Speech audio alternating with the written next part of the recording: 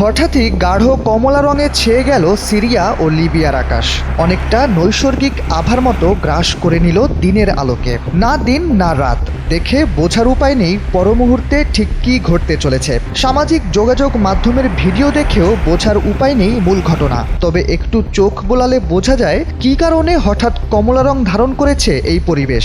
গত 1 এপ্রিল সাহারা মরুভূমি থেকে আসা ধূলিকণার মেঘের কারণে গ্রিক দ্বীপ ক্রিটের আকাশ গাঢ় কমলা রঙে ছেয়ে যায়। বর্তমানে যেটি ভারী বৃষ্টি, বজ্রঝড় ও তীব্র বাতাসের প্রভাবে আরও মারাত্মক রূপ ধারণ করেছে।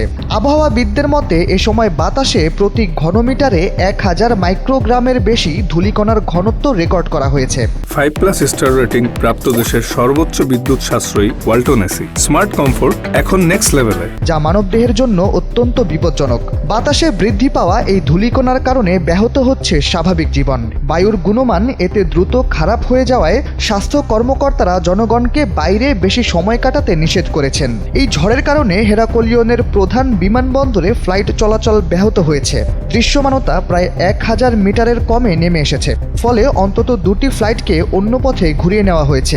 ধুলাবালি পরিষ্কার না হওয়া পর্যন্ত ফ্লাইট চলাচল প্রভাবিত হবে বলে আশঙ্কা করা হচ্ছে।